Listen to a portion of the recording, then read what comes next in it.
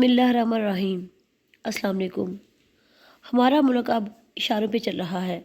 ऐसा माहौल बना दिया गया है कि सही इन्फॉर्मेशन आवाम तक पहुंच ही नहीं रही।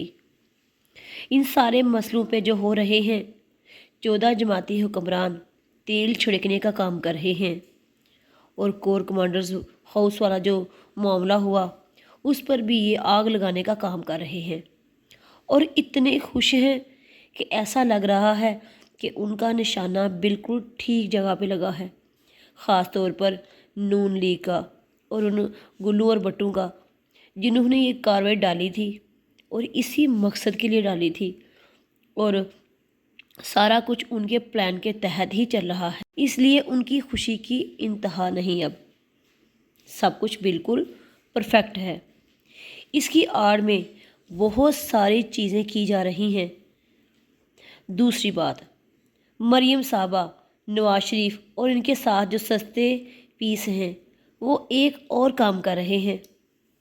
वो ये कि आर्मी चीफ आसिम मुनीर साहब को बज़ाहिर तो वो उनकी तारीफ़ करते हैं, मगर वो तारीफ़ नहीं, उनको डिस्ग्रेस करते हैं और वो ऐसा काम कर रहे हैं कि फ़ौज के अंदर भी फूट पड़े और फ़ौज भी प्रेशर में रहे और फ़ौज और ख़ान के दरमियान आग लगाने का काम कर रहे हैं। मतलब वो चाहते हैं कि फ़ौज और ख़ान के दरमियान कभी बातचीत ना हो और ये तलखियाँ और दूरियाँ जितनी बढ़ा सकें वो बढ़ाएं, ताकि इसकी आड़ में उनका काम हो सके और वो अपने मकसद की जा रही है कि ख़ान के दरमियान और इनके दरमियान जो राब्ते हैं वो बहाल ना हो, बातचीत शुरू ना हो, क्योंकि अगर ऐसा हुआ तो इनका बना बनाया खेल बिगड़ सकता है। कल जो तकरीब हुई विहाड़ी में, मरियम साहबा ने वहाँ पे जलसा किया। मरियम साहबा ने खूब कीचड़ उछाला और बातें बना बना के सुनाई और लोगों को अपनी लपेट में लेने की पूरी कोशिश की। वजाहत तो वो खान साहब को बुरा भला कह रही थी, उनकी बुराइयां कर रही थी, मगर दर हकीकत वो फ़ौज के अंदरूनी मामलात में बदतरीन तरीके से मदाखलत भी कर रही थी। फिर मरियम साहबा ने इनडायरेक्ट आसिम मुनीर साहब को भी तनकीद का निशाना बनाया। एक बात ये भी की कि जब आसिम मुनीर साहब की अपॉइंटमेंट हो रही थी तो इमरान खान साहब ने उसको रुकवाने की पूरी कोशिश की और उसमें बड़ा अहम किरदार अदा किया, जिसकी वजह से इनके आपस में जो इख्तलाफात हैं वो बढ़े, क्योंकि इमरान खान साहब आसिम मुनीर साहब को as a chief army chief नहीं था देखने चाहते। दर हकीकत वो ये सारी बातें खान साहब को सामने तो वो मतलब वजाहत तो वो ये सारी बातें खान साहब को कह रही थी, मगर इनडायरेक्ट वो आसिम मुनीर साहब पर भी तंज कर रही थी, तनकीद कर रही थी। वो दोनों के दरमियान, दोनों पार्टीज़ के दरमियान या दोनों लोगों के दरमियान आग लगाने का काम कर रही थी और ख़ुद वो चाहती हैं कि वो इसी आग में से इसकी साइड में से होकर अपना काम निकालें इसकी आड़ में। और इन सारी बातों का मकसद यही था कि इमरान खान साहब को भी गुस्सा आए और आसिम मुनीर साहब को भी, क्योंकि उन्होंने काफ़ी।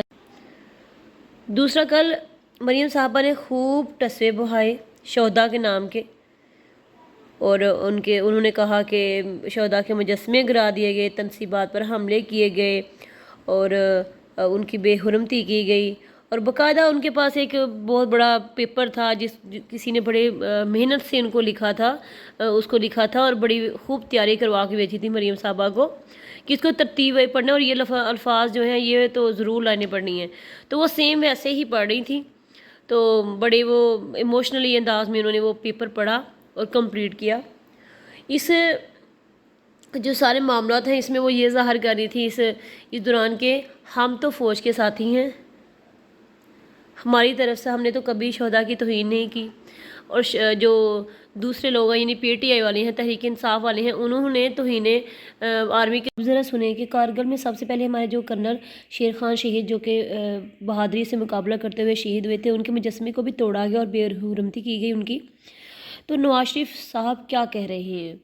नवाज शरीफ साहब ने इंडियन टीवी पर वो बड़ा जो नशर हो रहे हैं, वो कह रहे हैं कि कारगिल में हमारे सैकड़ों जांबाजों को शहीद करवाना और दुनिया भर में पाकिस्तान को रुसवा करना फ़ौज का फ़ैसला नहीं था, ये चंद मुफाद परस्त जर्नैल का फ़ैसला था اور کارگل کے آپریشن کے پیچھے بھی وہی کردار تھے جنہوں نے اپنے جرائم پر پردہ ڈالنے کے لیے اور سزاؤں سے بچنے کے لیے 12 اکتوبر 1999 کو بغاوت کی اور مارشل لا نافذ کیا، اور پرویز مشرف اور ان کے چند ساتھی تھے جنہوں نے فوج کے ادارے کو اپنے مقاصد کے لیے استعمال کیا بلکہ بدنام کیا۔ انہوں نے یہ بھی کہا کہ یہ تو کہ فوج نے ہمارے پیٹھ کے پیچھے کچھ چھرا کھونپا تھا، اور جو بات واجپئی بھائی کہہ رہے ہیں وہ بالکل ٹھیک کہہ رہے ہیں۔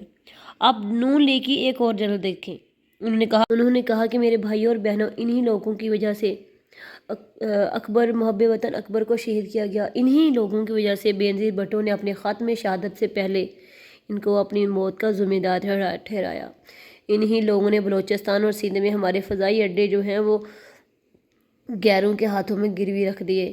انہی لوگوں نے 12 مئی میں کراچی اور لال مسجد اسلام آباد میں قتل عام کروائے۔ انہی کی وجہ سے ہمارے غیرت مند بھائی اور بہن، جو بلوچی بھائی اور بہن ہیں، محرومیوں کے شکار ہیں۔ ان سارے واقعات سے جہاں لوگوں نے بہت زیادہ پریشانیاں اٹھائیں تو بے شمار لوگوں نے بہت زیادہ فائدے بھی اٹھائے۔ دوسری طرف جو ان کے وزیر دفاع خواجہ آصف صاحب ہیں، وہ تو پہلے ہی اتنا زیادہ زہر اگل چکے ہیں فوج کے بارے میں، انہوں نے تو کسی کو بھی معاف نہیں کیا۔ انہوں نے تو شروع سے لے کے اینڈ تک ہر کسی پہ جو کیچڑ اچھالا ہے اور ان کے خلاف زہر اگلا ہے۔ انہوں نے ہر حد پار کر دی ہے۔ انہوں نے یہ تک کہا کہ یہ ہماری ہڈیاں نوچ رہے ہیں، یہ ہمارے گوشت تک کو نوچ کے کھا رہے ہیں۔ اب دیکھیں، کور کمانڈر لاہور کا جو معاملہ ہے وہ لاہور میں ہے، مگر گرفتاریاں پورے ملک میں ہو رہی ہیں۔ پورے ملک کے جو حالات ہیں وہ خراب ہیں۔ پورے ملک سے تحریک انصاف کے لوگوں کو اٹھایا جا رہا ہے، ان پہ ظلم کیا جا رہا ہے، ان پہ تشدد کیا جا رہا ہے، اور ان کی تعداد ہے جو وہ بڑھتی جا رہی ہے۔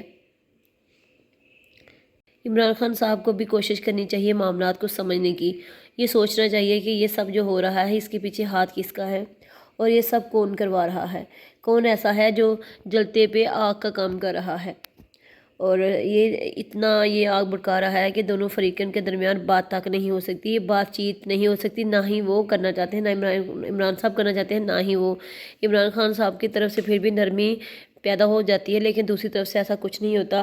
تو ان کو یہ سوچنا چاہیے کہ آخر اس کا انجام کیا ہوگا، اور یہ سب کون کروا رہا ہے، کیونکہ نون لیگ والے اور 14 جماعت جو اتحادی ہیں وہ باقاعدہ اس پہ آگ لگانے کا کام مسلسل کر رہے ہیں، اور اس کو وہ چاہتے ہیں کہ آگ بڑھتی رہے اور اس حد تک بڑھ جائے کہ کوئی بھی صلح کا راستہ نہ نکلے اور ہم اس میں سے اپنا فائدہ اٹھا سکیں۔